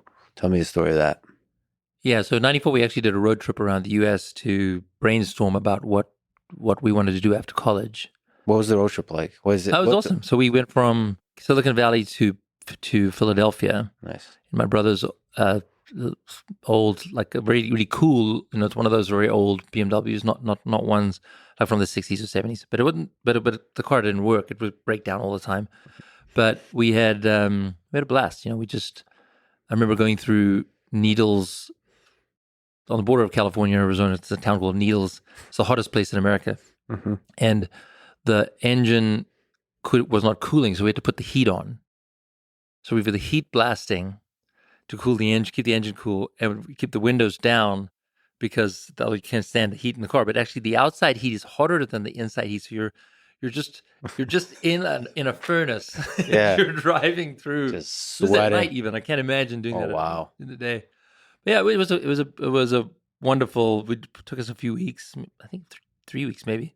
First time across America? First, like a road trip like that, yeah, for sure. But it was really not a road trip for tourist sites. We went to the weirdest places, and actually, I would say we didn't go to them. We broke down in the weirdest places because that's when we stopped. Yeah. Did you meet any interesting people? I remember we broke down in the Badlands of South Dakota, about an hour from Rapid City, and that road is empty. And so we actually slept in the car because there was just no one around. No cell phones in those days. And eventually a trucker picked us up. I was just like, man, you guys are the dumbest kids on the planet. I was like 21. He was maybe 22. And but he was so nice to us and so kind to us and found us a mechanic in Rapid City and then found us a tow truck. And yeah, you find the most wonderful people when you're in a place of distress. People do want to take care of other people. They help you. Yeah, I want to help. And especially when you're on a road trip. I've taken a road trip across the United States, and there's a part of people where they really love that. I think part of them wants to do that also, wants to kind of Yeah, right, escape whatever right. the struggles, just whatever the mundaneness, the struggle of life are. Yeah, A road trip is a kind of thing where you're like, you know what? I'm going to get away from it all, and I'm going to experience life in the epic sort of Jack Kerouac way of like, yeah, seeing America in the people, not the tourist sites, just the yeah. humans. Exactly. This was not tourist related. We did, of course, one. We stopped at Mount Rushmore at night, which you can see nothing. Yeah, yeah, We thought that was hilarious. We couldn't see Mount Rushmore. that's great. It was like, well, we physically were here. We took a Yeah, photo of us not in seeing the Mount darkness. Rushmore. You could just say you went to the Grand Canyon too, just at night, and just visit different places when the car broke down. I love it. So yes, you took the road trip before founding Zip2. Yeah, so I had a experience in college running a house painting business that for me was my first experience with success. It was very, very hard. It was a franchise where they teach students how to paint houses, but I was good at it. I built a team of 30 people, but then after about 2 years, and so I was like, I had a taste of, hey, I'm not unable to do this. In fact, my most vulnerable place I remember as an entrepreneur was I had I just loved the idea of Wall Street and finance. I was kind of allured by it. This is in late 80s. I'm in high school, and there was a lot of these books, Liar's Poker and others that came out. And I was like, oh man, this is awesome. These people must be amazing. Mhm. So I went to business school, and I busted my ass to get like a kick-ass summer job. And I got a job in one of the main banks, and it was in Toronto, but it was like the original Wall Street. And I was so disappointed with the people that I was around. I was just like, whoa, I totally misunderstood what the banking world is. It was a very large bank. I'm sure if I'd gone to a more aggressive one, maybe I would have had a better experience. When I say aggressive, meaning someone was paying attention. Like this was just just people kind of showing up and not doing much, actually, it's funny. So this is great. So 1991, 92. So this one of those summers. Uh, the the but the summer job was literally you go to they print out the sales for all brokerage houses for the whole company, like it's a pile of papers that's maybe 4 or 5 feet tall, and you have a pencil and you add things up using your pencil and a calculator. And I had known about Lotus 123 forever. Mhm. Excel was coming out, and I was like, hey guys, you know that there's a different way to do this. And they're like, don't talk to us, this is just your job. Yeah, Go do just it. use the pencil. So I went to the head of the data. I just asked, those days you had the manila envelope where you can, you just write the name of the person that you want this to go to, and it'll go to them. Mhm. It's like email, I guess, but there's no Yeah, there's no filter. So if I there's sent no a note, spam filter. there's no spam filter. So I sent a note. I wrote a nice letter to the database administrator, who I didn't really know, and I said, "Would you be open to me saying hi, and maybe I can get access to the file rather than print the damn thing out and use a pencil?" And she could respond right away, and we hit it off. I mean, she was great, and so she's like, "Of course you can have it." I can't believe these guys are doing what they're doing. So for the first couple of weeks of the summer, I wrote code in Lotus 123 that would it's going to sound crazy, but you type in the date range, you type in the geography, and you type in the which part of the bank you care about, and it will literally just create a new spreadsheet, and the macro would print it out. It was like a magic trick for these guys. And Incredible. no, it's like it's astounding that's. I mean, for me, I was like, guys, this is so obvious. And so I got all that done, and this job was supposed to take 3 or 4 months because it's really you're doing this with a pencil. Mhm. And now I'd created this macro that you could not just do it, you could tweak it and say, oh, I want this area of the world, or this area of or this month, or that month compared to that month, all the normal things you could do with a spreadsheet. And the software was on a floppy disk, and I was like, here's the software, and just put it into your computer. Mhm. All right, now open 1, 2, 3, and it just pops up with a little box that type in your dates, and the whole little, I coded a little thing like that. And what I was astounded by was not so much that it was a magic trick. It was the lack of appreciation for innovation. They just looked at it and they were like, "Oh, that's nice." Mm. And it's like, we're going to have someone spend hundreds of hours Mhm. doing something, and now it's something you can do in a minute. Yeah, if that doesn't If that fuel doesn't you with move your excitement, like if that doesn't move your needle, what the heck? And so I was really disappointed with the banking world. Anyway, so that was, but that was also fun. such a good example, though. Yeah, and then also see the possibility of where that goes. But then, then I got back to business school, and I canceled all of my business classes I possibly could. But I was actually in business school, so I couldn't cancel them all finance courses. I was like, I'm done with that industry. I'm not going back. So the vulnerable part for me was my whole family is full of entrepreneurs, and there was this franchise to do house painting, and I genuinely was afraid that I wouldn't be good at it. And I was like, wow, I really am afraid of failure. It's very easy to avoid entrepreneurship, but if your whole family is entrepreneurs, you go in and you aren't good, I was really afraid. you're gonna have to face that failure every time you meet your family. Yes, and it's Uh, it's our family are wonderful and everything, but yeah. pretty much everyone's an entrepreneur, and of course not everyone is perfect, not everyone's doing it successfully all the time. But when you're young and you want to prove yourself, it really was putting my heart on my sleeve. I started the business in this part of Toronto, and for the first, so you paint the houses in the summer, but you do all your sales before the summer, and all the way till April, I was just not succeeding, and I was like, I'm like, oh my god, I'm just gonna fail. And I remember that I was like, my whole nervous system was like, I'm a failure. And I remember I had this general manager who he was like, Kimbal, you seem like you know what you're doing. Mhm. Why are you not making any sales? And so he actually went with me on a few sales calls, and I was like, oh, he was great. You're doing this wrong. You're doing that wrong. You're doing this wrong. And change those 3 things. And it was like a like a watershed moment, just like all of a sudden, and I just followed the instructions of what this guy had told me. All of a sudden, every single sale I would make, I was like, I can't believe that it was really my lack of humility Mhm.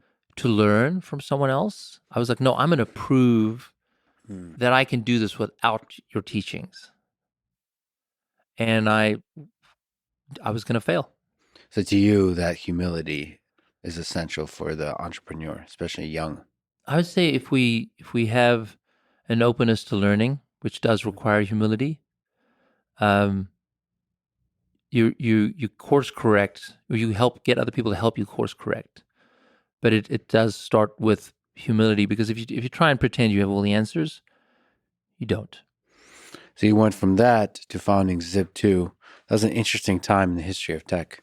Yeah. What was it like? You mentioned the first people to look at a map, basically a directions. Yeah, so mapping had been on the internet, but vector-based mapping had not. So that's the ability to zoom in or zoom out, and it's really data versus an image that comes across.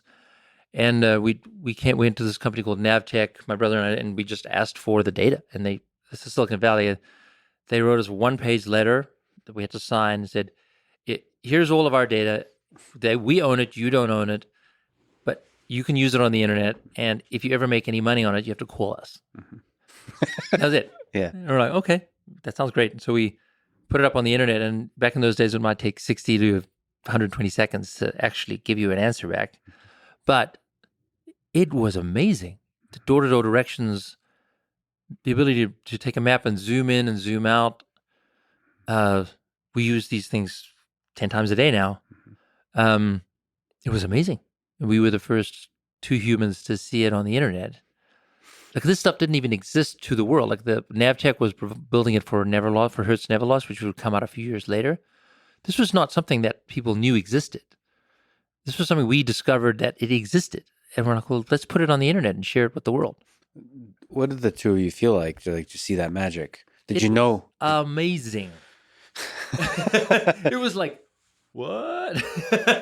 Like, the amazing, just that it's cool, but also that you could see the future, that this could transform. I don't think people understand. Before this moment, you could not be told your directions. Yeah. You just could not. Like, Yeah. today, we live in this world where we're told our directions all the time. Yeah. Before this moment, you could not be told your directions. Yeah. And all of a sudden, you could. Yeah. It wasn't like a little thing. Yeah, there's a bunch of things that once we take it for granted, and that takes like a day for people to like transition. Totally. It's like, boom. Yeah, okay, cool. Yeah, right, exactly. Exactly. Yeah. And it's when you see, maybe when you're one of the first humans to see that thing, you're like, holy shit. Holy shit, this is going to be used by everyone all the time forever. So Zip2 was a success. I would say it was a success, but it was also a very hard company to build. And I mean it because the internet in those days was a boom time. We were being funded, but you couldn't make any money. Mm-hmm. And so it was actually really hard.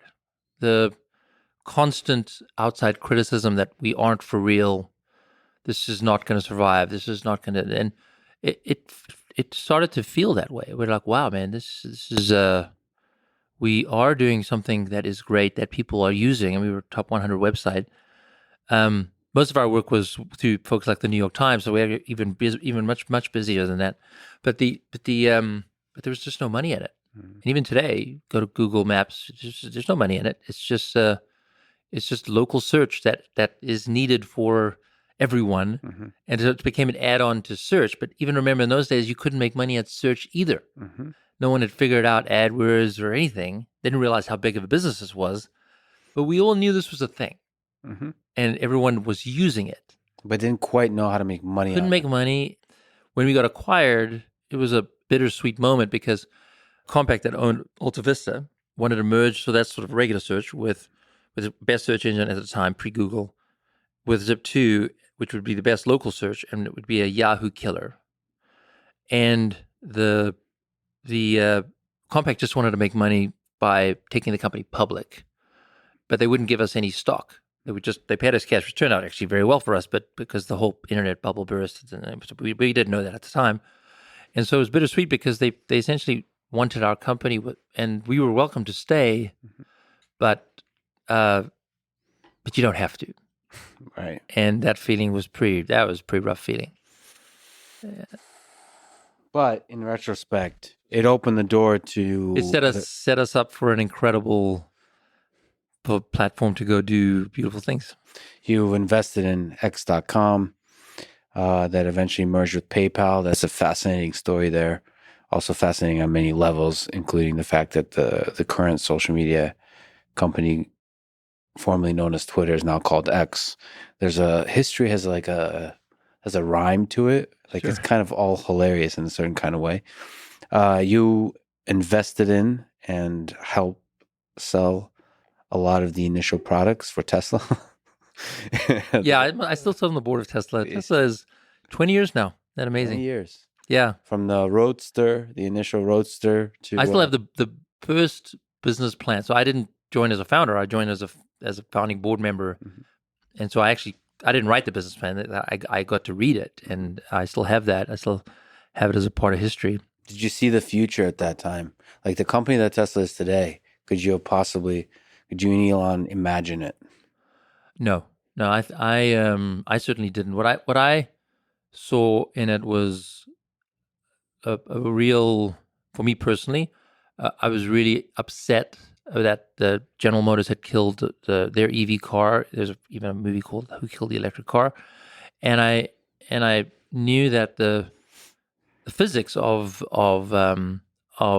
electric is perfectly fine. I mean, there's no reason why you couldn't use an electric car to drive around. What resonated with me with the business plan was take an electric motor, which is really a high performance motor, and put it in a sports car and sell it at a high price as a way to enter into the market. Mhm. Whereas what others had been doing, what at least General Motors had done, is you put it into a really crummy car and you sell it as a commuter vehicle that doesn't really work that well and looks ugly as well. Like they really did everything they could to make that thing as ugly as sin. And then I was like, oh, okay, I get it. We're going to take an appropriate technology and put it in an appropriate car, so that when you have, because electric motors they have constant torque, you get incredible power. Put it in a car that looks like a sports car. So the idea was to put it in the Lotus Elise, redesign it a bit. I even at that point I was like, this is theoretically good, so I'm going to join and help build it. But I was not convinced that it would work because General Motors had done such a terrible job of making everyone think that these things are terrible. But I was curious, and the time that I fell in love with the company and its mission was, I was driving in a what's called a mule, where we take a car and we take the engine out and we put in electric drivetrain. And I drove it. Even the dashboards, there's no dashboard. It's just like you got a steering wheel, and it's just like wires and everything around. And I remember there's a street we were on in the Bay Area called Bing Street, and I was just like, no traffic.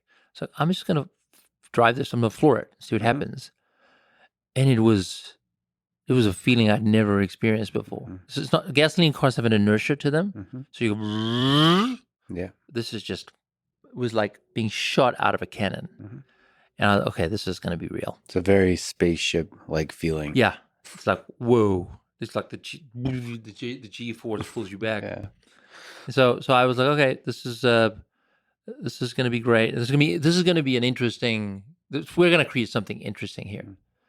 I think the real transformative thing for Tesla was the Model 3, when we were able to get the price down for the world. And that was also one of the most challenging God. periods for Tesla. For and you do or die. personally. I mean, we were borderline bankrupt like 2 or 3 times that year. I mean, it was just everyone was hating on us about whether we'd get that done. The Model 3 today is incredibly affordable car, like a $300 a month kind of lease and $3,000 down. That's where you get the scale. That's where you get people who, and by the way, it's a great car. It's even a better Model 3 now than it was 5 years ago. We don't function the way car companies function, right? We function more like how an iPhone company, how Apple works. So our Model 3 today this year is better than last year. It's way better, and and we just keep getting better. Yeah, and the software is a fundamental part of the car, and the software keeps improving. Exactly, and we can upload over the air, which was one of the things that people don't often acknowledge. It's the over-the-air updates. Yeah. It's like a revolutionary thing. Yes. It's not just the autopilot. To me, it's like the over-the-air updates is even bigger thing than the autopilot, at least in this like moment of history, because you basically turn the car into the iPhone.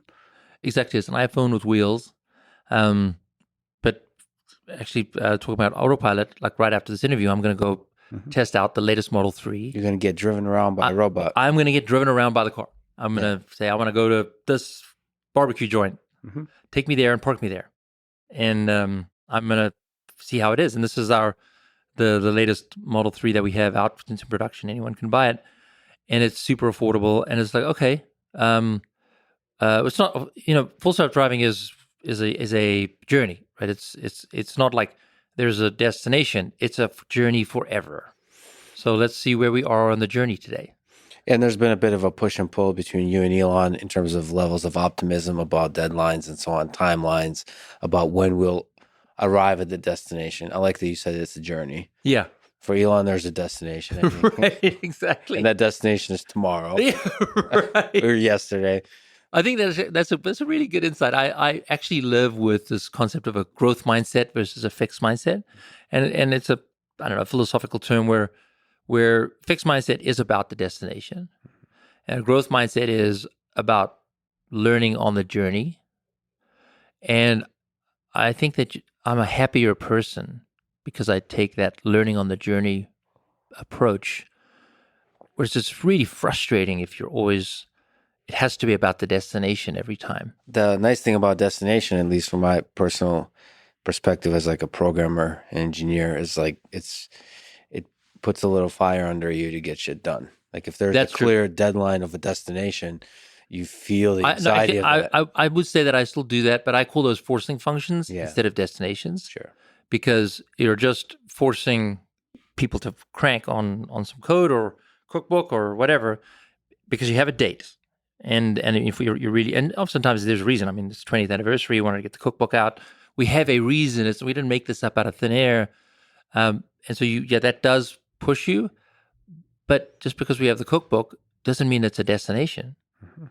It means it was a forcing function to get it out there. Now we're on the journey. Speaking of journeys, I have to ask you about SpaceX. I mean, the journey that all of humanity is on. Seriously, that is, talk about a journey. That is incredible. It's an interesting moment in the history of humanity Hmm. that perhaps, hopefully, will become a multiplanetary species. But SpaceX is also a company. You invested in SpaceX. You were side by side with Elon through the highs and the lows, through the lows and the highs. So, what were some memorable challenges? What were some low points Sure, I from can the answer history that. of SpaceX? One of the hardest times in SpaceX was we were in the mid Pacific in Kwajalein, and my brother had sold PayPal. He'd done well financially, but in the rocket world, that money goes away really quickly. And we were in this military base in Kwajalein, and I think it was the second rocket that blew up. I'm not sure, but uh, we didn't have infinite resources. I certainly didn't have the resources. I mean, I'm there to support, brotherly support, but so every rocket launch was like do or die, and the first one had blown up, and so the second one, I think it was the second one, blew up, and it was so depressing. It was just like, oh, and there's nowhere to go. You're in the there's no distraction. You're on this military base. You don't really socialize. So it's just we were all together, and I'd gotten to know, for me, I'm not part of the team, right? I'm just there for emotional support or whatever because it's cool. And so I got to know a couple of people locally, and got to know this one guy who had a mobile home, best view in the world, but it's just a mobile home next with a patch of grass next to it. And I was just desperate to find food that wasn't from the cafeteria because it's the worst food you can imagine. Yeah. And so he showed. I met him, and he showed me this tiny little grocery store which had a few things like canned tomatoes and this is again you're middle of nowhere. It's just nothing fresh. And I made this dish that was kind of a version of like an Italian version of chili. Just baked beans and sweating onions and then tomatoes, and it was this big pot of food because it's a group of people. We didn't even have a table, and we just put the big pot in the middle, and we had our little paper plates, and we took a scoop as we needed it. And it was really the gathering place of like food brings people together in the most difficult times. And it was one of my favorite memories because I was able to bring my gift to this group of incredible people that their hearts were broken, and to sit there and share a meal and feel the life kind of come back into us. And by the end of the night, we're actually having a good time. What a fascinating contrast of rockets kind of representing the peak accomplishment of human beings as a society, and then returning to the thing that is the foundation of human society, which is that communal The experience. communal, vulnerable connection, like we mentioned vulnerability earlier. the most vulnerable place, actually, Yeah. that's when you have some of your most beautiful meals. Yeah, the descendants of apes gathering around some baked beans. Oh, Right. after watching a rocket explode. Yeah. What gives you hope about the future of this whole thing we got going on? Humanity. If you look at how things have changed over the past, say, 50 years, uh, you can clearly say, oh, wow, poverty rates have gone down. Infant mortality's gone down dramatically. All these things have gone down a lot. So if you look at it on a daily basis, you can tell that life is very dramatic. Whether it's something's blowing up on X or on from the newspapers or whatever, and you can really get caught up into it. But if you look back over the past few decades, things are getting better, and I mean at the fundamental level, like, are less people hungry? Are more people? They are more. Is there? Are there? I mean, there is a war going on, of course, but are there less wars? Yes. Mhm. And so, I think that I think if we all just step back a little bit, it's less about hope. It's more perspective and reflection. And if I do see a problem, like in case of the obesity epidemic, I work really hard to help with that. I work our nonprofit's called Big Green, and we work with 150 nonprofits around the country to help Americans grow food again, get connected to their food, because I really believe growing food changes your life. And so, okay, let's go do that. I'll help out where I think we really can make a difference. But if you step back a little, things are actually getting better. Yeah. It's just a bumpy ride. Yeah, and for those of us watching all of this, I think I would love to see more celebrating of the people that are helping. Find the people that have found their way of helping and just celebrating those people. Yeah. Well, I would also actually, that's a really nice point. I have learned that you really want to celebrate your successes, Mm-hmm. because even in the greater scheme of things, I've learned this in the startup world where you're constantly facing death. Like, you're just, why should you even exist? Do your customers want your product or whatever? And then something will happen where you're like, wow, we really nailed that. That's really great. Or got a product released or got some good kudos from something. All right, everyone, we're gonna go celebrate. And actually everyone's still like, no, we got all these other problems. Nope, we're gonna go celebrate, and then we'll go back to the problems. But if you don't do that, then it just starts building on this kind of, you never really get to celebrate. Mm-hmm. And be grateful. Well, I think this is a good time to go celebrate the very fact that we're alive today. We get to live and enjoy this incredible life, the two of us, and have this great conversation. And we'll get to celebrate over some scrambled eggs. Beautiful. I'm going to hold you to it. Beautiful. Kimbal, thank you so much for talking today. Thank you for having me. Thanks for listening to this conversation with Kimbal Musk. To support this podcast, please check out our sponsors in the description. And now, let me leave you with some words from Anthony Bourdain. Your body is not a temple. It's an amusement park. Enjoy the ride. Thank you for listening, and hope to see you next time.